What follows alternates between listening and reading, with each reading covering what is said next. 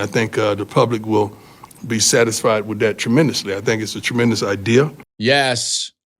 All the yeses. All of them. I mean, yes. Dion is exactly right here.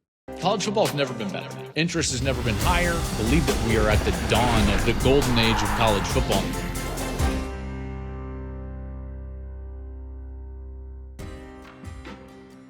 Hey, what's up, everybody? Welcome into the Joel Klatt Show. I am Joel Klatt. This show, as always, is brought to you by Hampton by Hilton, and we thank them for their support, as always. And we thank you for always listening and supporting us as we roll through the offseason here. There's no offseason in college football really anymore, in particular when we can talk about the draft. Listen, I'm not going to talk about March Madness because March Madness is a little bit like fantasy football. We all love it. Except for I don't want to hear about your bracket. You don't want to hear about my bracket. I really don't care if your bracket is, quote, busted. So, just enjoy the games, which the games have been fantastic, and I hope you've enjoyed them. Okay, so today we're going to continue to get into the draft, and I'm going to rate offensive skill position players. So I'm going to go my top 5 running backs, my top 5 tight ends, my top 5 wide receivers available in this year's NFL draft. But before we get into that, just make sure you go and do all the things. Subscribe to the channel because we've always got great content out there. Go ahead and hit that notifications button so that you know when new content drops. And then wherever you like the social media, we've got stuff and content, all of this content out there for you in shorter doses. So you can find us there at Joel Klatt Show, and you can follow me on X at Joel Klatt. That's where I'm at kind of personally here, aside from the show. Here we go. I can't wait for this draft. I think it's a deep draft. It might not be great at the top, but I think teams are going to get a lot better in the second and third rounds. And you're going to see a little of that in these lists because there's some quality players, not just at 1 and 2 in the offensive skill position players, but you're going to get some quality players, at 3, 4, 5. And then as we even get past these lists and into the middle rounds, what I wanted to do is I'm going to give you an extra name that is not necessarily 6th on the list, but it's a name that I want you to be prepared for in the middle of the draft or late in the draft that I do think is going to make a roster and make a difference on an NFL franchise. So that's what we've got going on. Here we go. Let's dive in.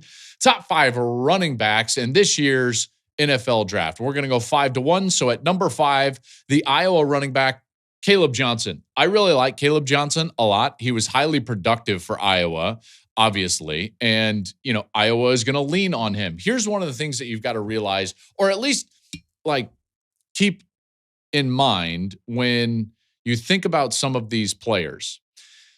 Number 1 is you've got to understand what type of offense these guys come from. And in Kaleb Johnson's case at Iowa, he's coming from an offense that is an NFL offense. He is running exactly what he's going to be asked to run at the next level.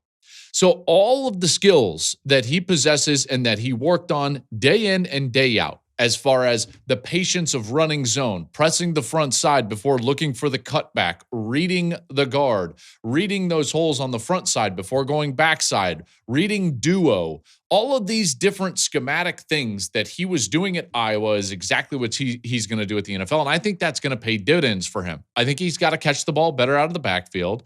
But as a runner, he's going to be NFL ready. It won't surprise me if he's pretty productive as a back early in his career.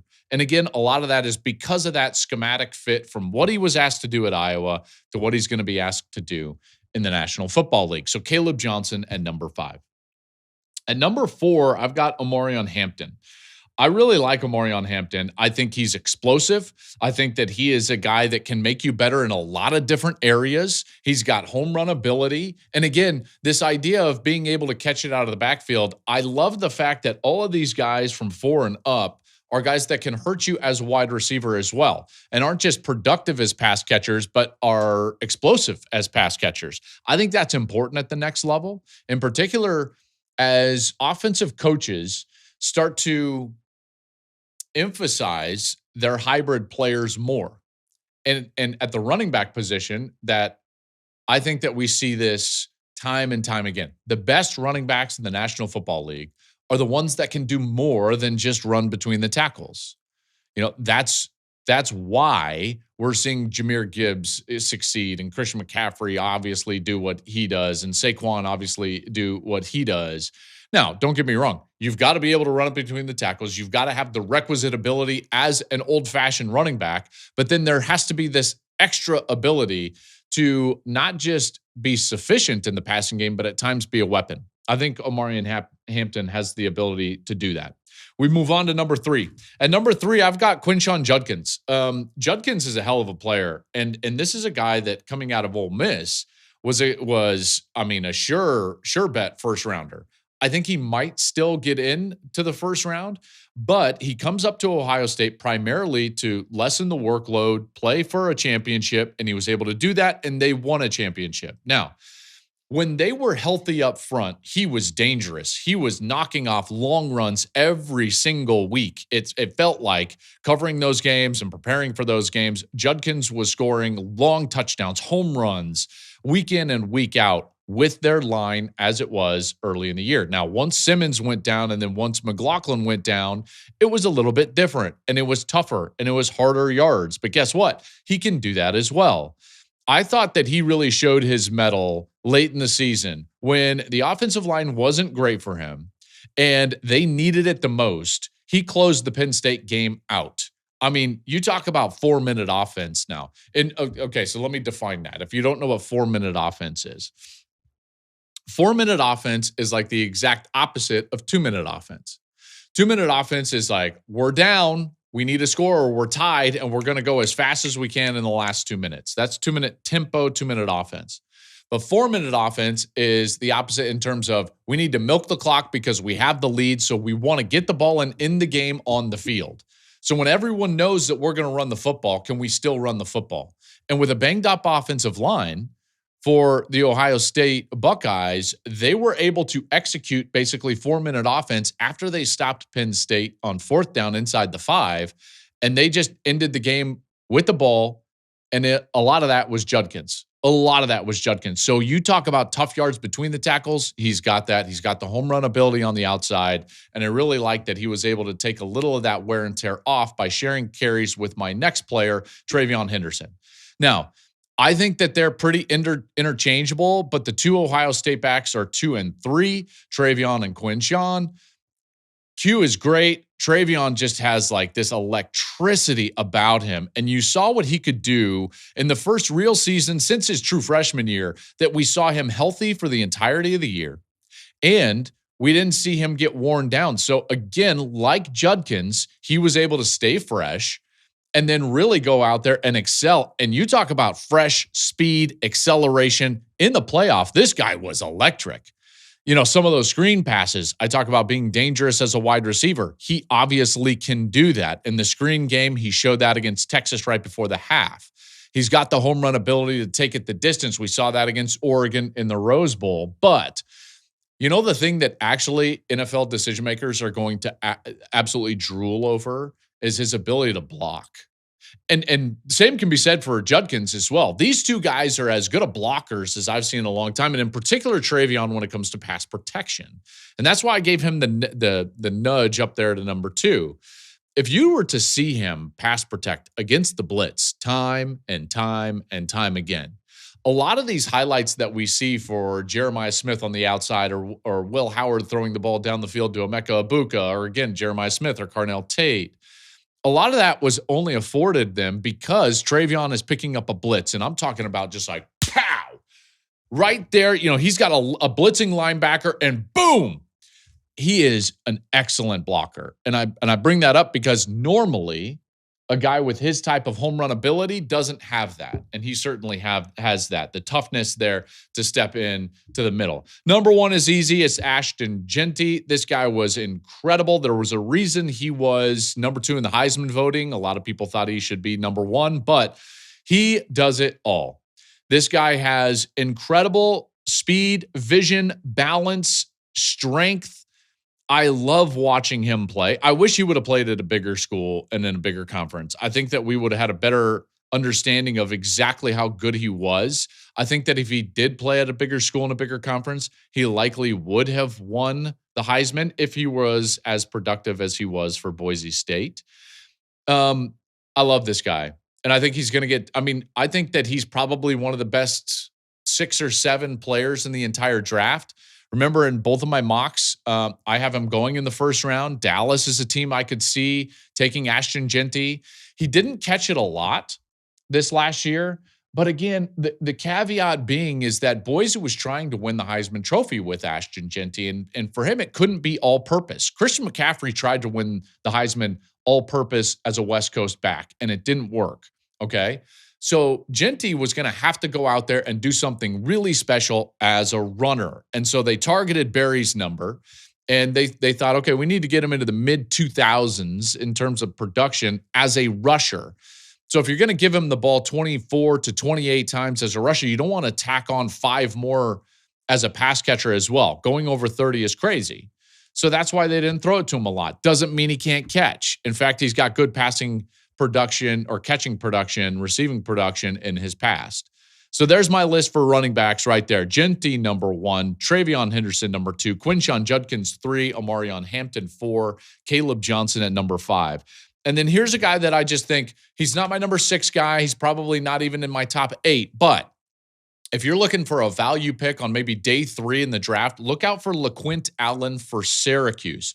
I prepared for that game in the Holiday Bowl, and I loved LeQuint Allen because of his ability to do it all. He can catch it. He can run it. He blocked well. LeQuint Allen is a guy to watch out for from Syracuse. He is a potential day 3 guy that could be a steal, for your NFL franchise. Okay, let's move on to tight end. Now, this one's interesting because I do think tight end is a good position group. Now, certainly better at the top than maybe the depth, but I do think that this is a good group and a little bit of a change up at number 1 and 2. But before we get there, let me get these the first 3 taken care of. At number 5, I'm going to go with Elijah Arroyo. Now, Arroyo had some knee injuries, and so I think that hurt his production and, frankly, some of his film from earlier in his career. So it's hard because he doesn't quite have the body of work that some of these other tight ends have, but he's certainly fluid. And as he got healthier this last year, when I'm watching him, as he got healthier, I'm like, okay, the fluidity is there. Some of the speed kind of returned. I thought late in the year he was a much more dangerous player than he was early in the year. And to me, that was a lot. That was primarily because of his health. Okay, so if you just project that forward, as he gets healthier, I think he could be a really good pro. So Elijah Arroyo is a guy with good skill. He's got good size. And as he gets healthier, he could be a quality NFL tight end. And number 4 from Oregon, Terrance Ferguson. Ferguson had great production, man. And he's a guy that it's easy to look over his production because a lot of his catches were at or near the line of scrimmage, right? And again, exactly what I said for Kaleb Johnson in terms of he's going to do exactly what, he did in college, exactly what he's going to be required to in the NFL. It's a little bit different for Terrance Ferguson. Not a ton down the field. There is some down the middle and down the seams, but again, a lot of catches at or near the line of scrimmage. They ran tight end screen a lot. If you're watching YouTube, you should. And if you're not, go over there and subscribe, but you're seeing that tight end screen play out on YouTube right now. He is a fluid pass catcher. Not a great blocker, but a fluid pass catcher. And that's what people are looking for. I think in the NFL, he could be more of a flex guy, like an H tight end, a moving tight end. That's a role that I could see him filling because he's a quality player and certainly a guy that I think could have some success at the NFL level. At number 3, you talk about bloodlines now. Mason Taylor, 6'5", 251 pounds. Guy has 100 catches in his career plus at LSU. And he's got those Hall of Fame bloodlines, Jason Taylor bloodlines. He is smooth and he's young. I think he's still underdeveloped. And yet when I watch him now, like you can see it. You can see that in a couple of years, he could put on 10 pounds. He could be a 260, 265, 270-pound tight end and still move well. That's a matchup nightmare in the NFL. So I think Mason Taylor, his is going to be like a rising stock as we get close to the draft. And as he progresses in his career, I could see him get better and better and better every single year. All right, now we get to the top 2 tight ends. At number 2, and I'm going to give you a caveat here because you've seen both of my mock drafts, and I actually have these 2 tight ends flipped in the mock draft. So what you have to understand is that the mock draft is more of a prediction, okay? That's how I think things are going to go. Now, if I was in the room and evaluating the talent, that's what you're seeing right here. This is my evaluation. This is my list. So with my list, I've got Tyler Warren 2 and Colston Loveland 1. Let me start with Tyler Warren. Let me be very, very specific on this. Both of these players are top 10 players in the NFL draft. They may not get taken there because who knows if someone's going to take a tight end that early. They are equally in the top 10 of players available in this draft. I love Tyler Warren. They are different, okay? Let's start with Warren, and I've talked about this a couple of times during those mock episodes. Warren is a more creative player. He's more of a Kelsey in that you're going to build an offense kind of around him. He was, in a lot of ways, the focal point, maybe not in the run game, but the focal point of what Penn State was trying to do because he was always moving around, whether he was getting the snap, whether he was getting the handoff, whether he was catching a screen, running the seam. He's terrific with the ball in his hands. He's very good in the contested situation. So, like, his ball skills are exquisite. I love Tyler Warren. I think he's a fabulous player. Again, top 10 player in this draft. No question about it. And it's just a little bit different. I don't think he is a traditional inline tight end. All right. Now, you can create things. And when he is in a creative mode, I think he's at his best. So an offensive coordinator will need to be, I think outside of the box with Tyler Warren. That leaves Colston Loveland from Michigan. Now, Loveland is a bit more traditional. Again, both of these guys are top 10 players available in this draft. Loveland is so fluid as a pass catcher and a route runner. He is almost a wide receiver in terms of his route running ability. He can flex out, and he is a matchup nightmare because he is so good in the route tree on the edge. He can line up as a tight end. What do you think he had to do at Michigan? He was a really quality blocker for them. He could move, he could motion, he could flex in the passing game, and he's dangerous. You can set him out there as the number 1. So he can be just in line, X-receiver type, trying to get him a one-on-one on the backside, or you can move him around and he can block. So to me, it's a versatility thing. He's a bit more traditional than Tyler Warren, and he's probably a bit more versatile. He's not just in the creative game. I think that he can do everything. I really do. And I think that he probably could have played the Warren role, but they didn't do that at Michigan. But he was very good in the traditional sense. And again, very polished as a route runner. He can get himself open. And in a lot of ways, Warren, his touches were created for him and schemed for him, whereas Loveland, they were scheming for him, but in the sense that it's like, hey, man, go get yourself open. So that's why I've got him at number 1. So there's the list: Colston Loveland, Tyler Warren, Mason Taylor, Terrance Ferguson, and Elijah Arroyo. Okay, how about a guy that I think middle of the draft, maybe late in the draft, could be a good steal at tight end? How about Iowa's Luke Lachey? Luke Lachey is a really good player, folks, and he's got these Iowa bloodlines as it relates to the tight end position. We've seen these guys time and time again go out there and succeed at the next level in a lot of ways for exactly the same reason as I was talking about earlier with Kaleb Johnson, their running back. He did at Iowa exactly what they're going to ask him to do in the NFL. Good route runner. I like his ability at the catch point. Need him to stay healthy, but if he does, I think he can be a really good contributor at the next level and a solid NFL tight end. All right, let's move on to wide receiver, okay? Let's go top 5 wide receivers available in the draft as I see them here and I rank them. Number 5 from Missouri, Luther Burden. Dude, this guy just wins on the outside. And a lot of it is just pure acceleration. He is so athletic and he's twitchy. And I think he could be a really good slot player at the next level. What he does need to do is get some refinement in terms of route running, because at the next level, when you talk about these guys in the next level, these wide receivers can get themselves open, man. They are so precise when it comes to running their routes, and they can get themselves open. They communicate with every movement in their route in order to create space so that they can win. Because at the next level, the whole name of the game is, can you create any amount of space?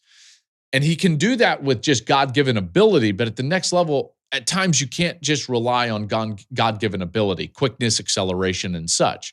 So he needs to clean that up. But again, win, man. And you plug him in, a creative offensive play caller plugs in Luther Burden, and he's a weapon right away. Love his game, love his acceleration. And again, just some polish, and he's right there. At number 4, I've got Matthew Golden from Texas, obviously transferred in. And then by the end of the year, he was really the focal point of the passing game for Texas as they made another run into the national semifinal. So, he is a really good player. And what I loved about Matthew Golden is that he never shied away from the big moment. When they needed it most, man, they were going to Matthew Golden. You talk about huge moments, whether it was the SEC championship game or playoff games. You're seeing the clip against Michigan down in the goal line before the half. They went to Golden because they trusted his ability to be in the right spot. And as a transfer, that's not always the case. He was a playmaker for them. Their passing game ran through him. And at the next level, I think that he could eventually do the same. I think he's probably better into the slot, probably, but we'll see where he ends up in the NFL. At number 3, I've got Emeka Egbuka. I think his word for me is polish. These guys from Ohio State, man, they just succeed. They are some of the best wide receivers in the National Football League because of who was coaching them in college. All right. Brian Hartline is the best position coach in college football. All due respect, there's a lot of great ones. Hartline's the best. You cannot argue with his track record with what's going on. Garrett Wilson and Marvin Harrison and Jackson Smith and Jigba and Chris Olave and on and on and on.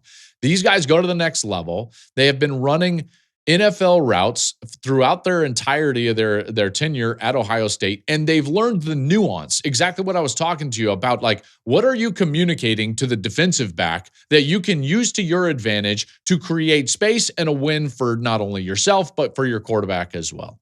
They do that as well as anybody, and Emeka Egbuka was a surgeon out there. I talk about being a surgeon as a quarterback, but as a route runner and just an overall offensive threat, Egbuka is surgical in the way that he plays. I think he's more explosive than people give him credit. He's great catching the football, and he's going to be perfect for a creative offensive coordinator. Egbuka at number 3. Now, Tetairoa McMillan at Arizona did not have a great season, but you look at his frame, man, it's hard for me not to put him at number 2 because he's a true threat in terms of a number 1, a red zone threat, a scoring threat, a third down threat. His frame alone makes him that. Now, did they force the football to him a little bit at Arizona? Yeah, they probably did. But you would too if you had McMillan out there. I think he could use some polish. He doesn't have what I was talking about with Egbuka as far as the surgical nature with which he plays offense, but he's got the frame and athleticism that allows him to go out there and just beat defenders. That's hard to teach. Hard to teach. I thought that this guy throughout his tenure was just a touchdown waiting to happen. He is terrific with leverage, understanding that he is bigger than the opponent. He understands that it's almost like he's boxing guys out. He's like he's playing basketball. And he uses his body as well as anybody out there. And to me, his frame makes him kind of a true number 1 because you can go out there and now you can get the third down catches, you can get the red zone catches, and you can get catches in crunch time in the playoffs. Generally speaking, big players succeed in the playoffs, and he's obviously a big wide receiver. That leaves number 1. And I've got Travis Hunter at number 1. And truth be told, I would have Travis Hunter at number 1 if he played defense or not. So this is not a complete holistic evaluation of Travis Hunter as a player. This is just an evaluation of Travis Hunter as a wide receiver. Now, I've seen some people take shots at Travis Hunter as a wide receiver. And to be honest, I don't get it. I do not get it at all. This guy is incredible instinctually when the football is in the air.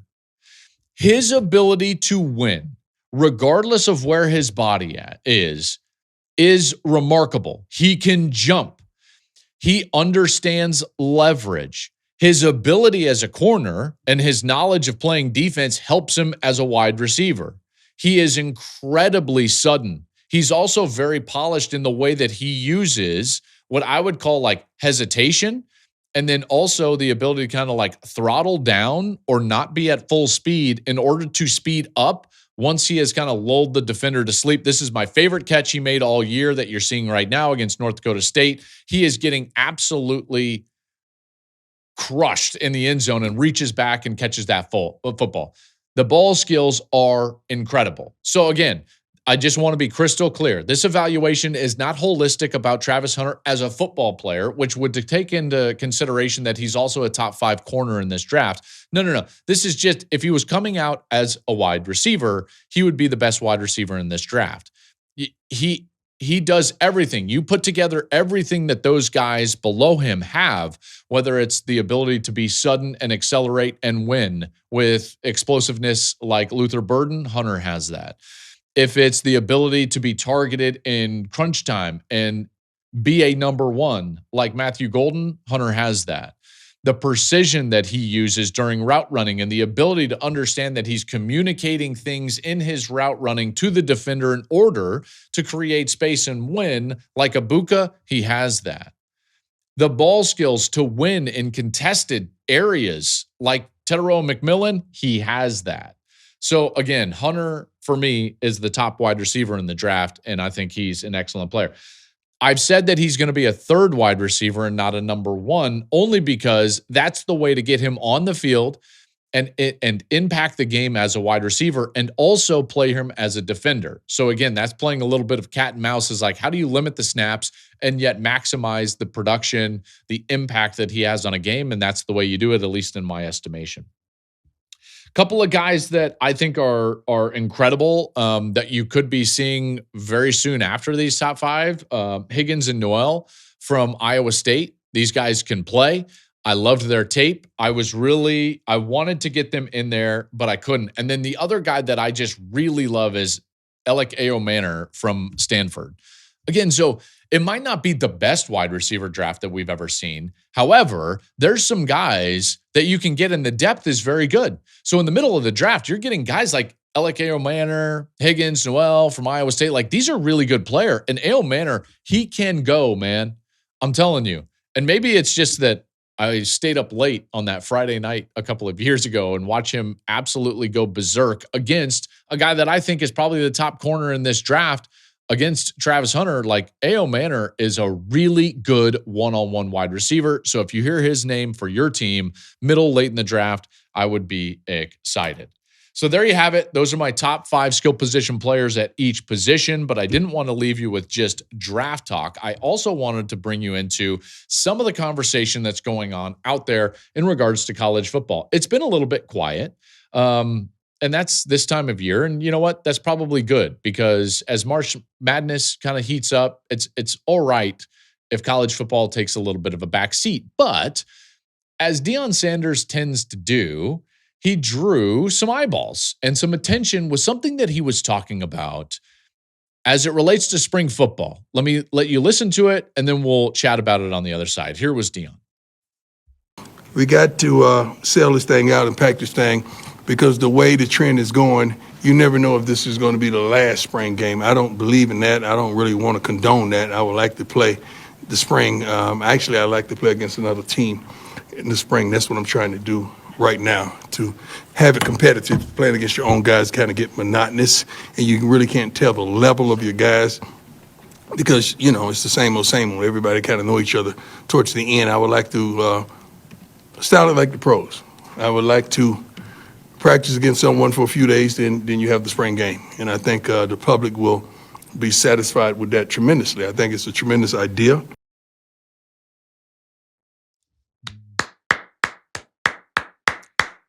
Yes, Yes. Yes. Yes. All the yeses. All of them. I mean, yes. Dion is exactly right here. He's exactly right.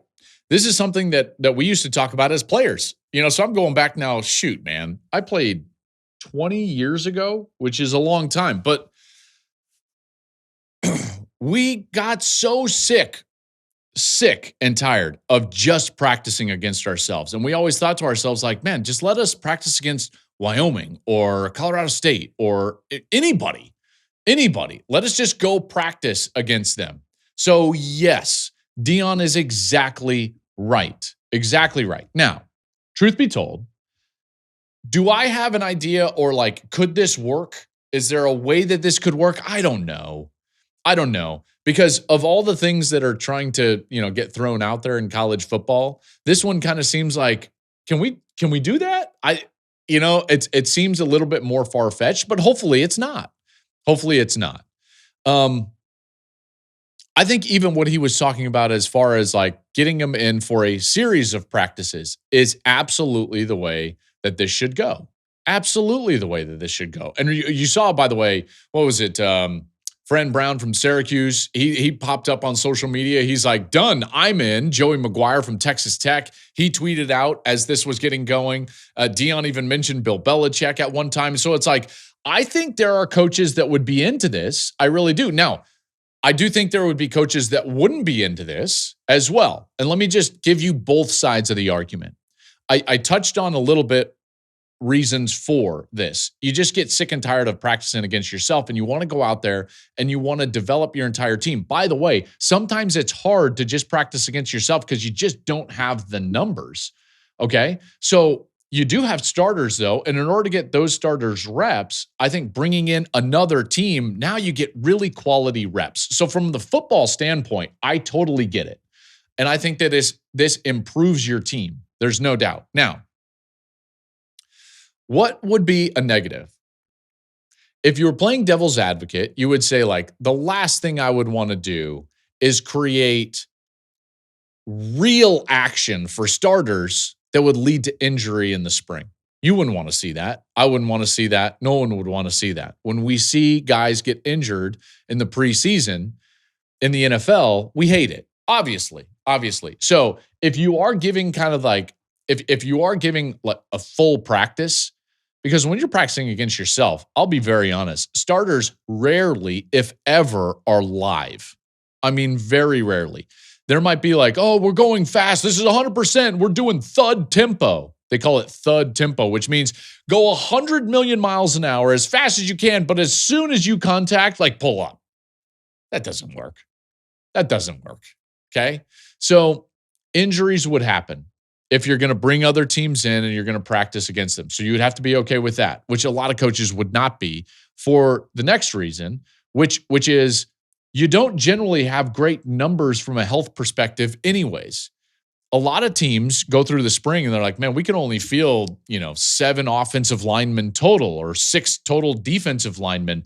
And so you don't even have a full complement of, quote, starters, because a lot of those guys have maybe gotten surgeries after the fall. And so your team doesn't look anywhere near what it would during the fall because you're trying to prepare that team to be ready in September. Okay, so you don't really have your full complement, which means you bring another team in and you look bad. You really think you wouldn't be evaluated on that? Now, maybe you wouldn't get hired and fired based on that, but everything counts when it comes to sentiment with your fan base. If you had a tough fall as a coach, and then you were, quote, on the hot seat for the next year, and you had open practice against another institution, and all of a sudden, here comes another program into your practice facility, and you look terrible, that ain't going to help you. And so those coaches won't want to do this. Again, devil's advocate, because all in all, I would be for this. I would be for this because I think players would be for this idea. But I just wanted to give you both sides of this. Now, could it work? I'm not sure. I mean, we can't even figure out how to not have the transfer portal open during the season. Can we figure out how to have teams actually practice and scrimmage against each other in the spring for their spring game? Shoot, man. that seems like square peg, round hole right now as far as what the, quote, NCAA and powers that be are trying to figure out. Again, ask John Calipari, who just this week was sitting there at the press conference and had to be told, like, yeah, transfer portal opens up on Monday while he's preparing for the Sweet 16. We went through this in college football. Lane Kiffin gave him the tweet like, yeah, welcome to our world, buddy. And listen, we can't even figure out how to play a competitive season and into that competitive season without the roster building component starting. It's crazy. It's crazy. First and foremost, in order for something like this to work, we would have to have that ironed out. So first and foremost, you've got to have competition time, preparation time, and roster building time. And those 3 times have to be separate. And once they are, then you can start to talk about doing these things where you've got programs facing programs for a series of practices and maybe even a scrimmage live where fans can come see, and maybe even television would get involved. And by the way, it's not even if television would get involved, television would definitely get involved. So again, love the idea. Do I think it's 100 hurdles to try to jump over before we get something like this? Probably. And one of those hurdles that I think is the biggest hurdle is the fact that we're trying to still build rosters while we're preparing, while we're competing. So why would you go, if you knew there was a transfer portal window right after your joint practice, wouldn't you not want another team to see exactly what's going on? Oh, that kid, we really like him, and he's not getting starter reps. Oh, call him up. Well, isn't that tampering, Joel? Yes, that's tampering, Joel. And guess what? Everyone is still doing it. So let's figure out the calendar. And then, hey, Dion, I'm in, man. That is a great, great idea. That'll do it for today's show. Thank you for listening. We'll be back next week with another episode. And as we prepare for the NFL draft, we're going to continue to have these rankings of my top 5 players per position groups. And we will continue to do some mock drafts and include my just top 50 players available. All of that is coming up before we get to Green Bay for the 2025 NFL draft. Make sure to follow us and subscribe on YouTube. Hit the notification button. Make sure to follow us wherever you like the social media at Joel Klatt Show. And until next time, have a great week, everyone.